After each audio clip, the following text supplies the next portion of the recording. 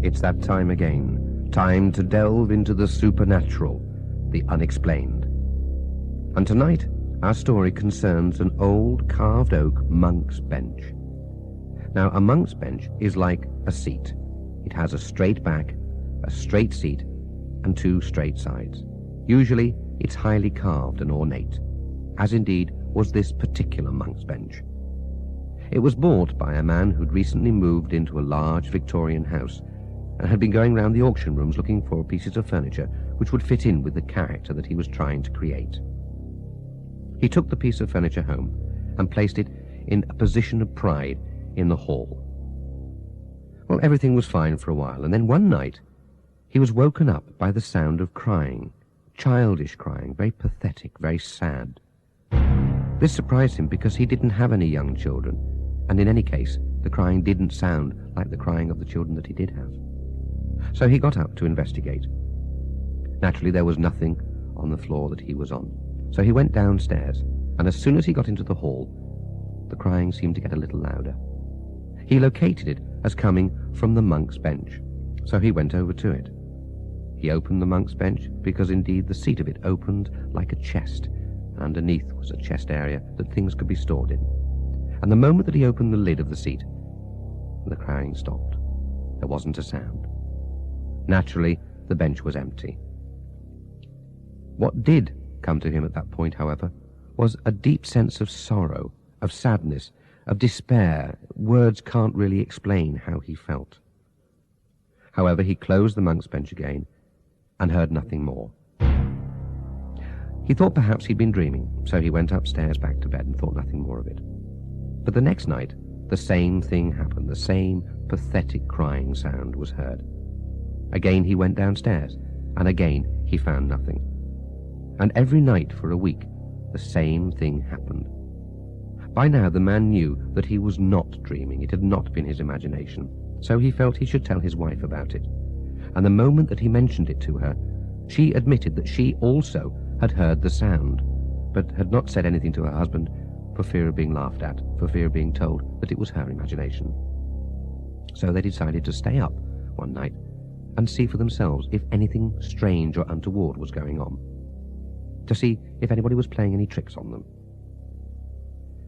The following night, they sat in the hall of their house, and at about 1 a.m., they suddenly felt the atmosphere go icy cold, not just as a house cools down at night, but suddenly, over a very short period of time, going from quite warm to absolutely icy cold. Then they saw a shadowy shape, it was quite small, like a child, appear near the monk's bench. At this time there was no sound of crying or anything. And this shadowy shape seemed to drift around for a while, and then it went towards the monk's bench.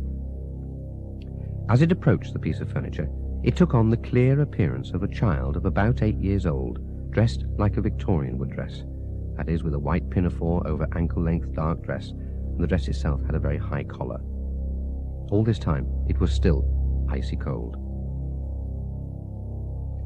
The man and woman watched this child lift the bench open. They actually saw the bench seat rise up. They saw the child climb into the bench, and then the lid was closed again. There was silence for a few minutes, and then the crying began.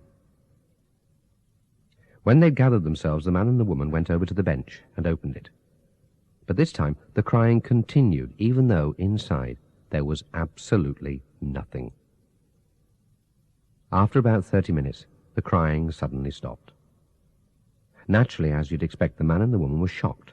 So the next day they went to the local vicar, who came along and experienced this strange phenomenon for himself. He also felt this deep sense of sorrow and despair. So he decided to try to get permission from his superiors to exorcise the piece of furniture, but unfortunately he couldn't get it, so the most that he could do was to bless it and to sprinkle it with holy water. But it did no good.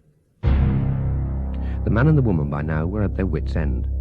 They didn't want to get rid of the monk's bench because it was, after all, a beautiful piece of furniture, but they could not exist with their life being disturbed every night round about 1 o'clock by this sound of crying. So they called in a psychic investigator. Well, 2 psychic investigators came along, and they set up all their equipment, her cameras, her tape recorders, everything. They experienced the same phenomenon, but unfortunately, none of the cameras filmed this ghostly child. They did actually film the bench opening and closing, but it seemed to do it by itself. And they did record the sound of the child crying. With this information, they then started to trace the history of the house and the bench. When they examined the bench, they found a name, a place, and a date carved on it, in a place which was not very noticeable, and certainly had not been noticed before.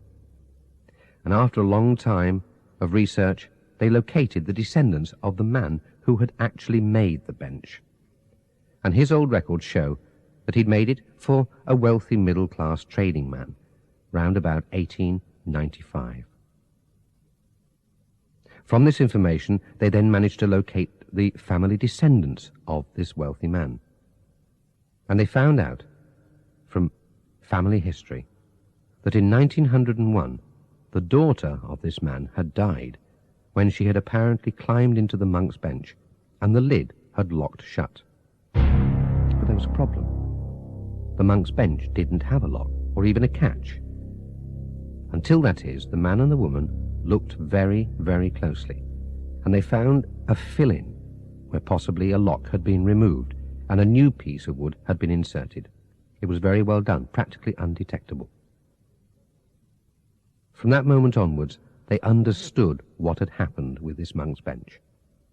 And from that moment onwards, nothing more was heard from it.